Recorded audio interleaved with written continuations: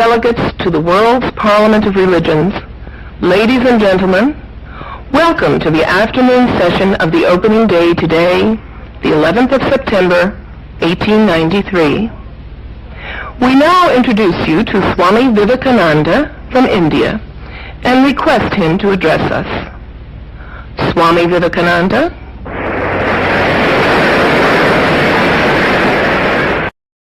Sisters and brothers of America,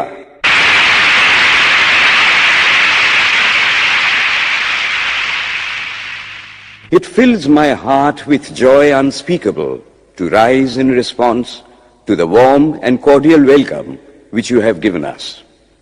I thank you in the name of the most ancient order of monks in the world.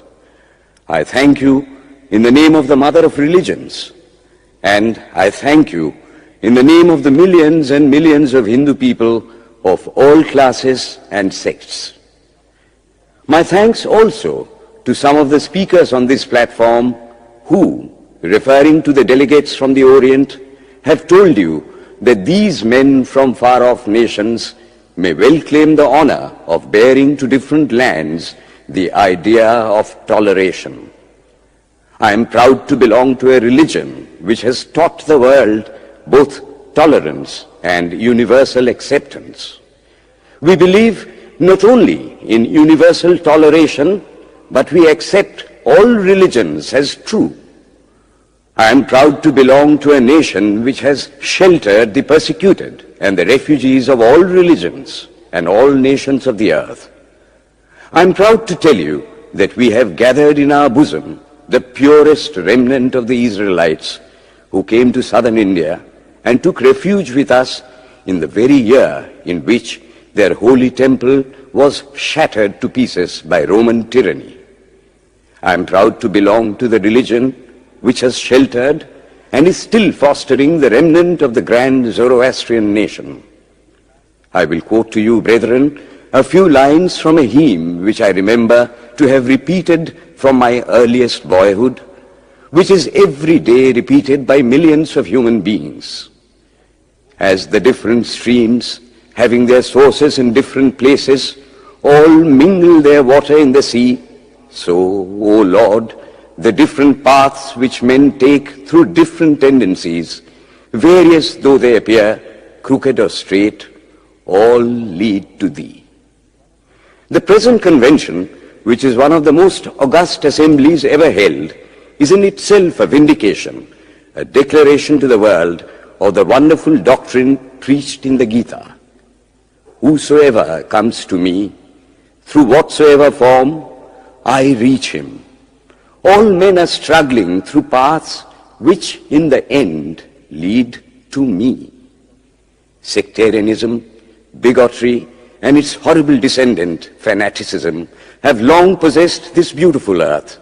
They have filled the earth with violence, drenched it often and often with human blood, destroyed civilization, and sent whole nations to despair. Had it not been for these horrible demons, human society would be far more advanced than it is now. But their time is come, and I fervently hope that the bell that tolled this morning in honor of this convention may be the death knell of all fanaticism, of all persecutions with the sword or with the pen, and of all uncharitable feelings between persons wending their way to the same goal.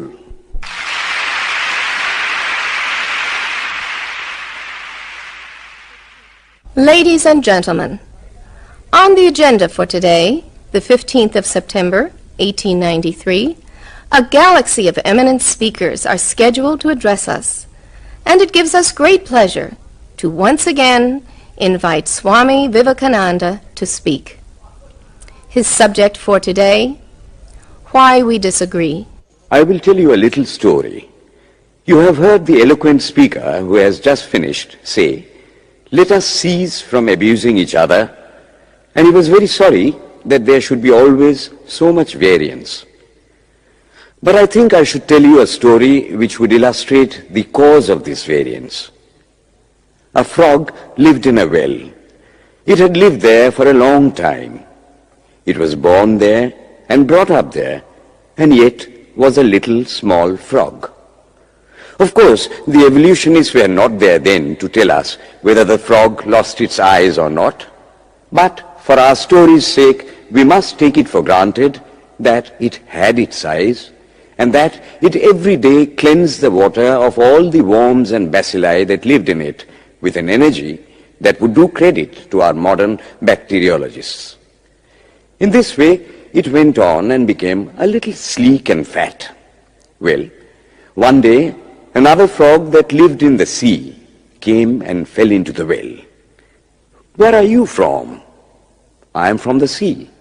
"The sea? How big is that? Is it as big as my well?" And he took a leap from one side of the well to the other. "My friend," said the frog of the sea, "how do you compare the sea with your little well?" Then the frog took another leap and asked, "Is your sea so big?" "What nonsense you speak, to compare the sea with your well." "Well then," said the frog of the well, "nothing can be bigger than my well. There can be nothing bigger than this. This fellow is a liar, so turn him out." That has been the difficulty all the while. I am a Hindu. I am sitting in my own little well and thinking that the whole world is my little well. The Christian sits in his little well and thinks the whole world is his well.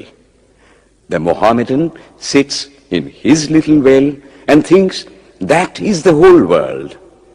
I have to thank you of America for the great attempt you are making to break down the barriers of this little world of ours, and hope that in the future the Lord will help you to accomplish your purpose.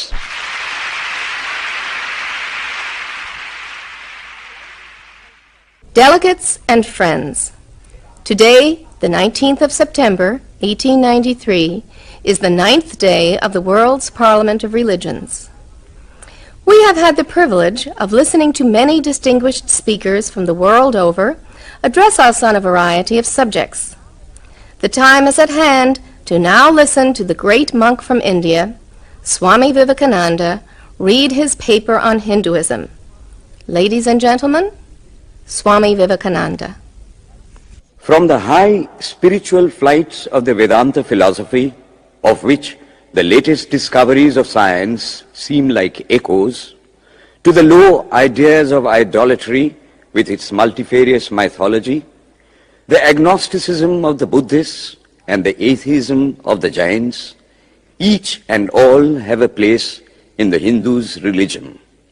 Where then, the question arises, where is the common center to which all these widely diverging radii converge? Where is the common basis upon which all these seemingly hopeless contradictions rest? And this is the question I shall attempt to answer. The Hindus have received their religion through revelation, the Vedas. They hold that the Vedas are without beginning and without end. It may sound ludicrous to this audience how a book can be without beginning or end. But by the Vedas, no books are meant. They mean the accumulated treasury of spiritual laws discovered by different persons in different times. Just as the law of gravitation existed before its discovery and would exist if all humanity forgot it, so is it with the laws that govern the spiritual world. The moral, ethical, and spiritual relations between soul and between individual spirits and the Father of all spirits were there before their discovery and would remain even if we forgot them. The discoverers of these laws are called rishis, and we honor them as perfected beings. I'm glad to tell this audience that some of the very greatest of them were women. Here it may be said that these laws, as laws, may be without end, but they must have had a beginning. The Vedas teach us that creation is without beginning or end. Science is said to have proved that the sum total of cosmic energy is always the same. Then, if there was a time when nothing existed, where was all this manifested energy? Some say it was in a potential form in God. In that case, God is sometimes potential and sometimes kinetic, which would make him mutable. Everything mutable is a compound, and everything compound must undergo that change which is called destruction. So, God would die, which is absurd. Therefore, there never was a time when there was no creation. If I may be allowed to use a simile, creation and creator are two lines without beginning and without end, running parallel to each other. God is the ever-active providence by whose power systems after systems are being evolved out of chaos, made to run for a time and again destroyed. This is what the Brahmin boy repeats every day. The sun and the moon the Lord created like the suns and moons of previous cycles. And this agrees with modern science. Here I stand, and if I shut my eyes and try to conceive my existence, I, what is the idea before me? The idea of a body. Am I then nothing but a combination of material substances? The Vedas declare, no. I am a spirit living in a body. I am not the body. The body will die, but I shall not die. Here am I in this body. It will fall, but I shall go on living. I had also a past.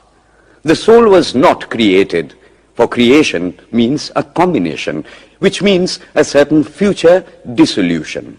If then the soul was created, it must die. Some are born happy, enjoy perfect health with beautiful body, mental vigor, and all wants supplied. Others are born miserable. Some are without hands or feet. Others again are idiots and only drag on a wretched existence. Why, if they are all created, why does a just and merciful God create one happy and another unhappy? Why is he so partial? Nor would it mend matters in the least to hold that those who are miserable in this life will be happy in a future one. Why should a man be miserable even here in the reign of a just and merciful God? In the second place, the idea of a creator God does not explain the anomaly, but simply expresses the cruel fiat of an all-powerful being. There must have been causes then, before his birth, to make a man miserable or happy, and those were his past actions. Are not all the tendencies of the mind and the body accounted for by inherited aptitude? Here are two parallel lines of existence, one of the mind, the other of matter. If matter and its transformations answer for all that we have, there is no necessity for supposing the existence of a soul. But it cannot be proved that thought has been evolved out of matter. And if a philosophical monism is inevitable, spiritual monism is certainly logical and no less desirable than a materialistic monism. But neither of these is necessary here. We cannot deny that bodies acquire certain tendencies from heredity, but those tendencies only mean the physical configuration through which a peculiar mind alone can act in a peculiar way. There are other tendencies peculiar to a soul caused by his past actions, and a soul with a certain tendency would, by the laws of affinity, take birth in a body which is the fittest instrument for the display of that tendency.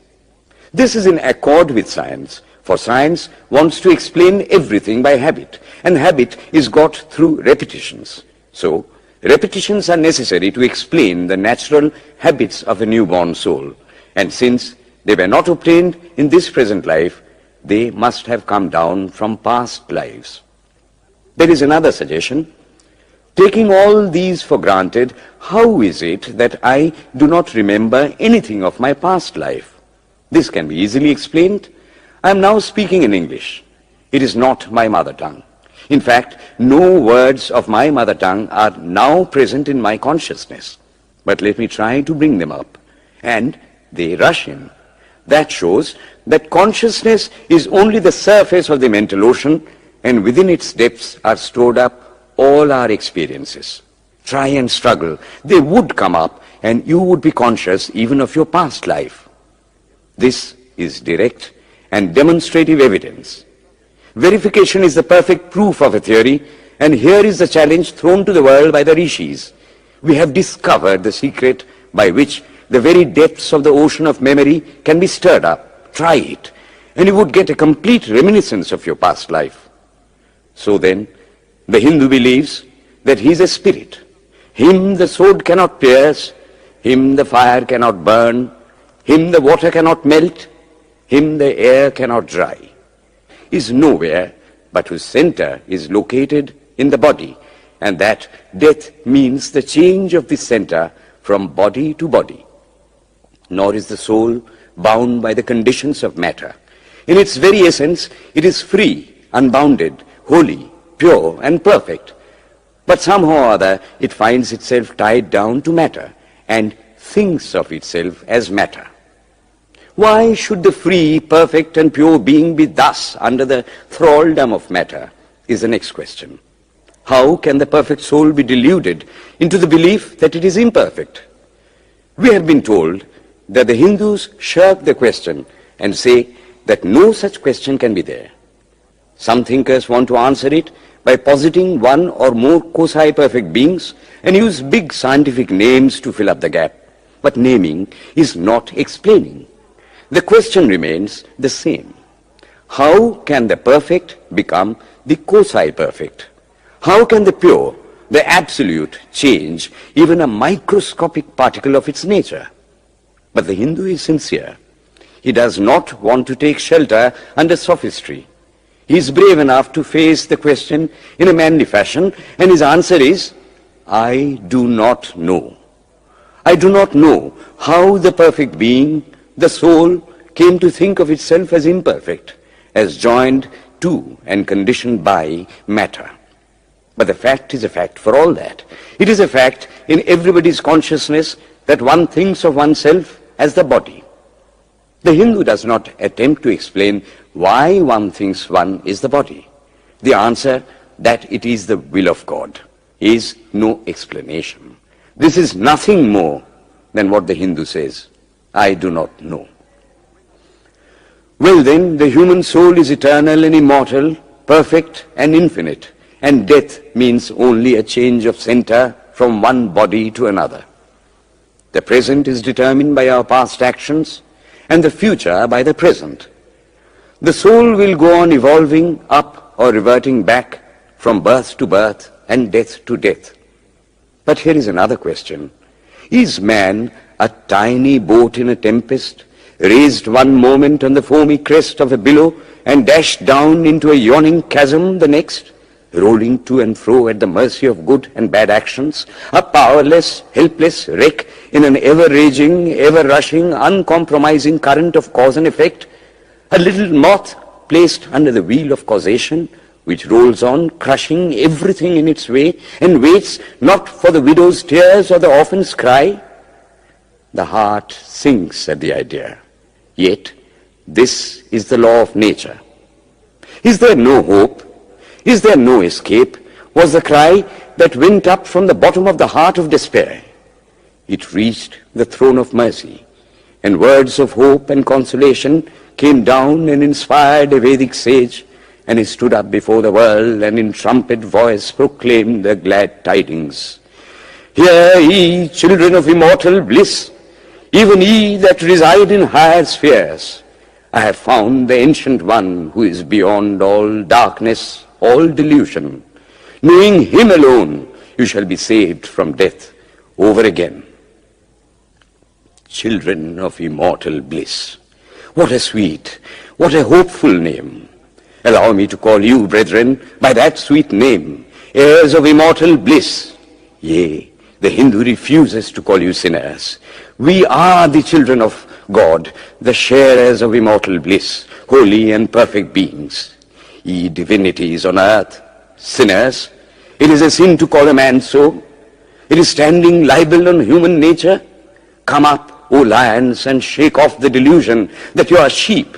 You are souls immortal, spirits free, blessed and eternal. Ye are not matter, ye are not bodies. Matter is your servant, not you the servant of matter. Thus it is that the Vedas proclaim not a dreadful combination of unforgiving laws, not an endless prison of cause and effect, but that at the head of all these laws, in and through every particle of matter and force stands one, by whose command the wind blows, the fire burns, the clouds rain, and death stalks upon the earth. And what is his nature? He is everywhere, the pure and formless one, the Almighty and the All-Merciful. Thou art our Father, thou art our Mother, thou art our beloved friend, thou art the source of all strength. Give us strength. Thou art he that beareth the burdens of the universe. Help me bear the little burden of this life. Thus sang the rishis of the Vedas. And how to worship him? Through love. He is to be worshipped as the one beloved, dearer than everything in this and the next life. This is the doctrine of love declared in the Vedas, and let us see how it is fully developed and taught by Krishna, whom the Hindus believe to have been God incarnate on earth. He taught that a man ought to live in this world like a lotus leaf, which grows in water, but is never moistened by water. So a man ought to live in the world, his heart to God and his hands to work. It is good to love God for hope of reward in this or the next world, but it is better to love God for love's sake. And the prayer goes, Lord, I do not want wealth, nor children, nor learning. If it be thy will, I shall go from birth to birth. But grant me this, that I may love thee without the hope of reward. Love unselfishly for love's sake. One of the disciples of Krishna, the then Emperor of India, was driven from his kingdom by his enemies and had to take shelter with his queen in a forest in the Himalayas. And there, one day, the queen asked him how it was that he, the most virtuous of men, should suffer so much misery. Yudhishthira answered, Behold, my queen, the Himalayas. How grand and beautiful they are. I love them. They do not give me anything, but my nature is to love the grand, the beautiful. Therefore, I love them. Similarly, I love the Lord. He is the source of all beauty, of all sublimity. He is the only object to be loved. My nature is to love him, and therefore I love. I do not pray for anything. I do not ask for anything. Let him place me wherever he likes. I must love him for love's sake. I cannot trade in love. The Vedas teach that the soul is divine, only held in the bondage of matter. Perfection will be reached when this bond will burst, and the word they use for it is, therefore, mukti, freedom. Freedom from the bonds of imperfection, freedom from death and misery. And this bondage can only fall off through the mercy of God, and this mercy comes on the pure. So, purity is the condition of his mercy. How does that mercy act? He reveals himself to the pure heart. The pure and the stainless see God, yea, even in this life. Then and then only all the crookedness of the heart is made straight. Then all doubt ceases. He is no more the freak of a terrible law of causation. This is the very center, the very vital conception of Hinduism. The Hindu does not want to live upon words and theories. If there are existences beyond the ordinary sensuous existence, he wants to come face to face with them. If there is a soul in him which is not matter, if there is an all-merciful universal soul, he will go to him direct. He must see him, and that alone can destroy all doubts. So, the best proof a Hindu sage gives about the soul, about God, is, I have seen the soul, I have seen God. And that is the only condition of perfection. The Hindu religion does not consist in struggles and attempts to believe a certain doctrine or dogma, but in realizing, not in believing, but in being and becoming. Thus, the whole object of their system is by constant struggle to become perfect, to become divine, to reach God and see God. And this reaching God, seeing God, becoming perfect, even as the Father in heaven is perfect, constitutes the religion of the Hindus. And what becomes of a man when he attains perfection? He lives a life of bliss infinite. He enjoys infinite and perfect bliss, having obtained the only thing in which man ought to have pleasure, namely God, and enjoys the bliss with God. So far, all the Hindus are agreed. This is the common religion of all the sects of India. But then, perfection is absolute, and the absolute cannot be two or three. It cannot have any qualities. It cannot be an individual. And so, when a soul becomes perfect and absolute, it must become one with Brahma, and it would only realize the Lord as the perfection, the reality of its own nature and existence, the existence absolute, knowledge absolute, and bliss absolute. We have often and often read this called the losing of individuality and becoming a stock or a stone. He jests at scars that never felt a wound. I tell you, it is nothing of the kind. If it is happiness to enjoy the consciousness of this small body, it must be greater happiness to enjoy the consciousness of two bodies, the measure of happiness increasing with the consciousness of an increasing number of bodies, the aim, the ultimate of happiness being reached when it would become a universal consciousness. Therefore, to gain this infinite universal individuality, this miserable little prison individuality must go. Then alone can death cease when I am one with life. Then alone can misery cease when I am one with happiness itself. Then alone can all error cease when I am one with knowledge itself. And this is the necessary scientific conclusion. Science has proved to me that physical individuality is a delusion, that really my body is one little continuously changing body in an unbroken ocean of matter, and Advaita, or unity, is the necessary conclusion with my other counterpart, soul. Science is nothing but the finding of unity. As soon as science would reach perfect unity, it would stop from further progress, because it would reach the goal. Thus, chemistry could not progress farther when it would discover one element out of which all others could be made. Physics would stop when it would be able to fulfill its services in discovering one energy of which all the others are but manifestations. And the science of religion become perfect when it would discover Him who is the one life in a universe of death, Him who is the constant basis of an ever-changing world, one who is the only soul of which all souls are but delusive manifestations. Thus is it, through multiplicity and duality, that the ultimate unity is reached. Religion can go no farther. This is the goal of all science. All science is bound to come to this conclusion in the long run. Manifestation and not creation is the word of science today. And the Hindu is only glad that what he has been cherishing in his bosom for ages is going to be taught in more forcible language and with further light from the latest conclusions of science. Descend we now from the aspirations of philosophy to the religion of the ignorant. At the very outset, I may tell you that there is no polytheism in India. In every temple, if one stands by and listens, one will find the worshippers applying all the attributes of God, including omnipresence, to the images. It is not polytheism, nor would the name henotheism explain the situation. The rose, called by any other name, would smell as sweet.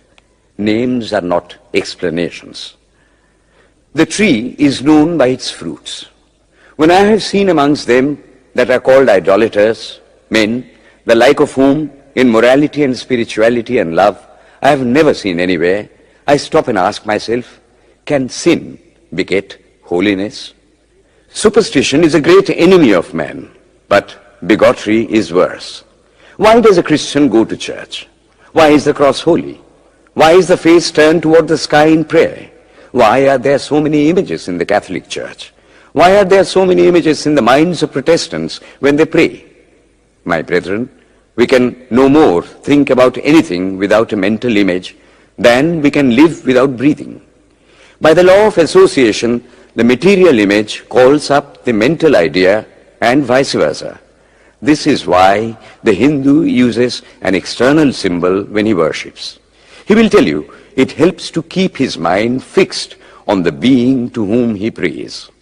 He knows, as well as you do, that the image is not God, is not omnipresent. After all, how much does omnipresence mean to almost the whole world? It stands merely as a word, a symbol.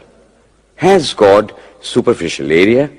If not, when we repeat that word omnipresent, we think of the extended sky or of space. That is all. As we find that somehow or other, by the laws of our mental constitution, we have to associate our ideas of infinity with the image of the blue sky or of the sea, so we naturally connect our idea of holiness with the image of a church, a mosque, or a cross. The Hindus have associated the ideas of holiness, purity, truth, omnipresence, and such other ideas with different images and forms.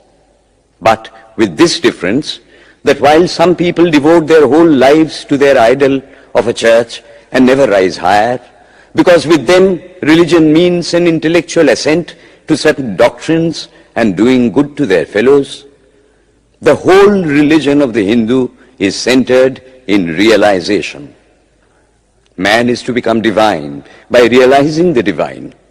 Idols or temples or churches or books are only the supports, the helps of his spiritual childhood, but on and on he must progress. He must not stop anywhere. External worship, material worship, say the scriptures, is the lowest stage. Struggling to rise high, mental prayer is the next stage. But the highest stage is when the Lord has been realized. Mark, the same earnest man who is kneeling before the idol tells you, him the sun cannot express, nor the moon, nor the stars, the lightning cannot express him, nor what we speak of as fire. Through him they shine. But he does not abuse anyone's idol or call its worship sin. He recognizes in it a necessary stage of life. The child is father of the man.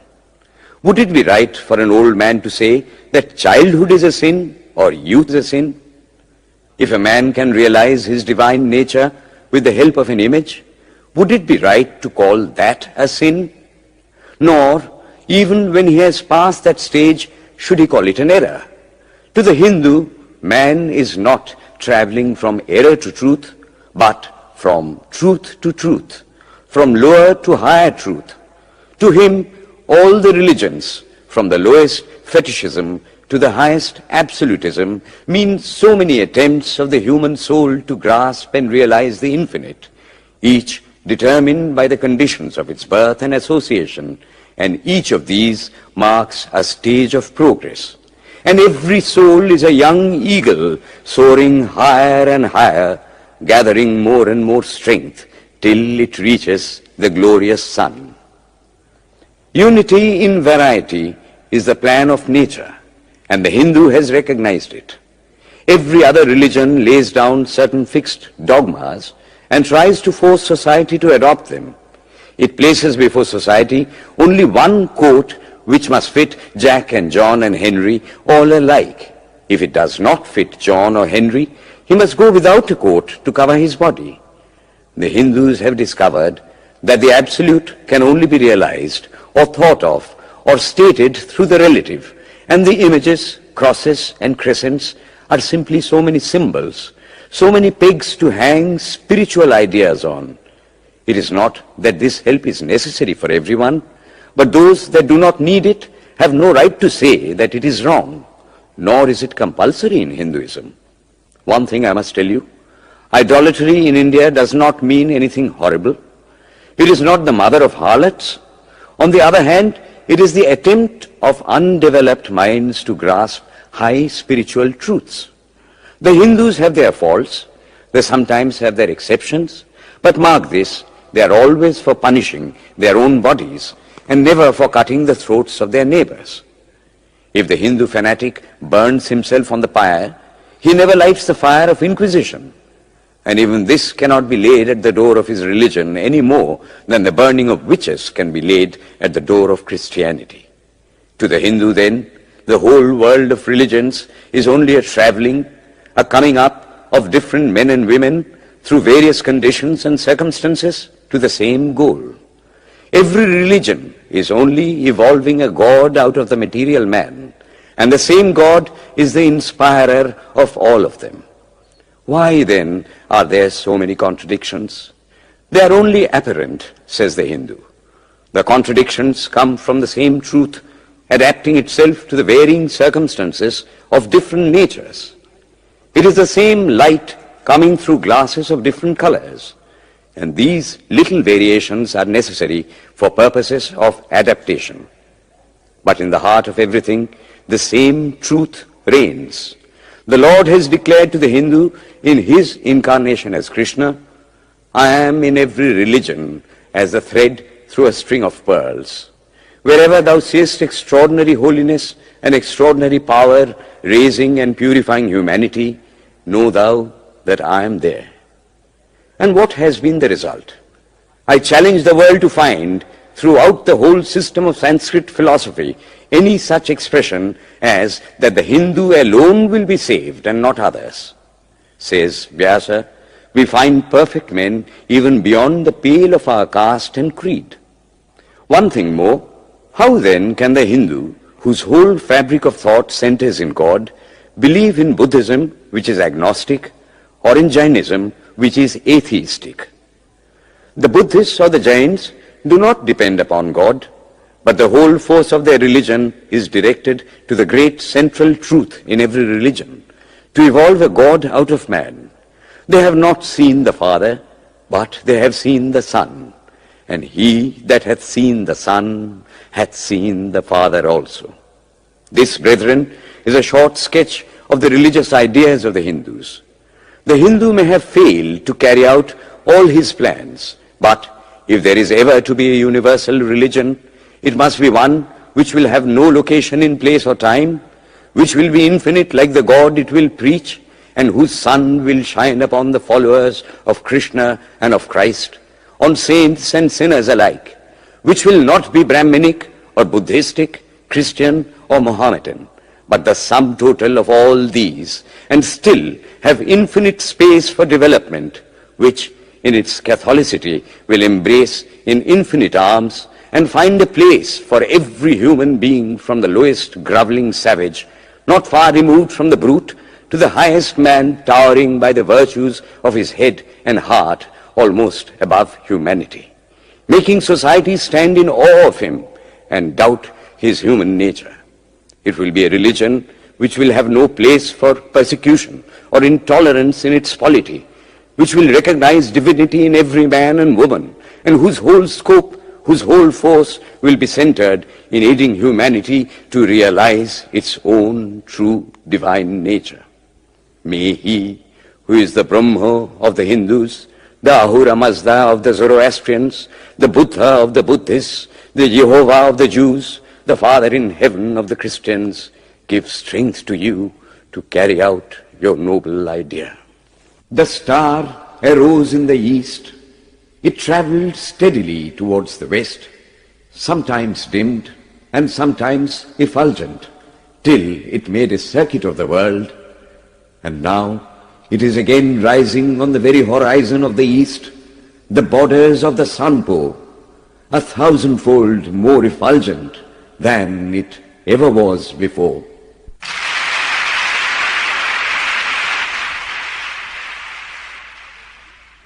Today, the 26th of September, 1893, is the penultimate day of this Parliament of Religions at Chicago.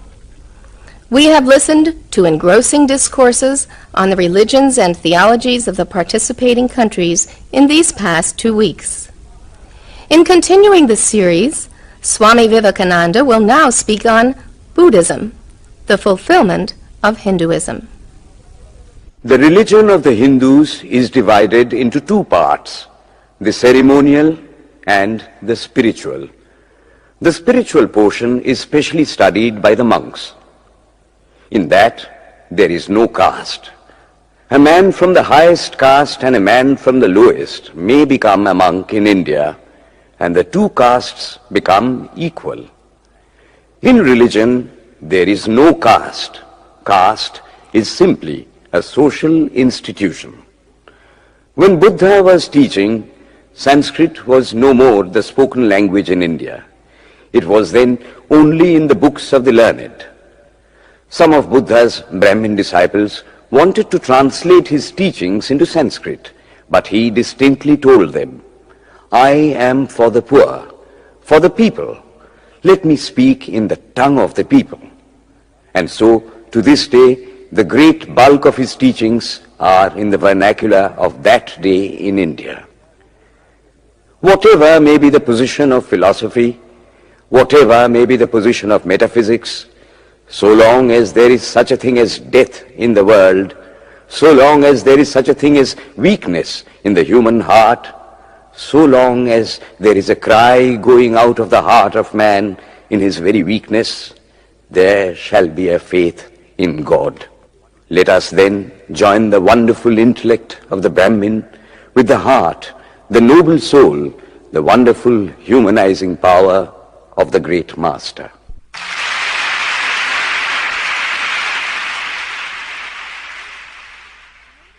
Ladies and gentlemen, in a short while from now, the World's Parliament of Religions at Chicago will come to a close.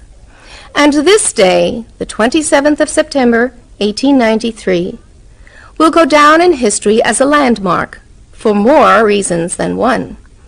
It is in the fitness of things that we now call upon Swami Vivekananda from India to address this final session. The world's Parliament of Religions has become an accomplished fact, and the merciful Father has helped those who labored to bring it into existence and crown with success their most unselfish labor. My thanks to those noble souls whose large hearts and love of truth first dreamt this wonderful dream and then realized it. My thanks to the shower of liberal sentiments that has overflowed this platform. My thanks to this enlightened audience for their uniform kindness to me and for their appreciation of every thought that tends to smooth the friction of religions. A few jarring notes were heard from time to time in this harmony. My special thanks to them, for they have, by their striking contrast, made the general harmony the sweeter. Much has been said of the common ground of religious unity. I am not going just now to venture my own theory, but if anyone here hopes that this unity will come by the triumph of any one of the religions and the destruction of the others, to him I say, brother, yours is an impossible hope. Do I wish that the Christian would become Hindu? God forbid. Do I wish that the Hindu or Buddhist would become Christian? God forbid. The seed is put in the ground, and earth and air and water are placed around it. Does the seed become the earth or the air or the water? No. It becomes a plant. It develops after the law of its own growth, assimilates the air, the earth, and the water, converts them into plant substance, and grows into a plant. Similar is the case with religion. The Christian is not to become a Hindu or a Buddhist, nor a Hindu or a Buddhist to become a Christian, but each must assimilate the spirit of the others and yet preserve his individuality and grow according to his own law of growth. If the Parliament of Religions has shown anything to the world, it is this. It has proved to the world that holiness, purity, and charity are not the exclusive possessions of any church in the world, and that every system has produced men and women of the most exalted character. In the face of this evidence, if anybody dreams of the exclusive survival of his own religion and the destruction of others, I pity him from the bottom of my heart and point out to him that upon the banner of every religion will soon be written, in spite of resistance, help and not fight, assimilation and not destruction, harmony and peace and not dissension.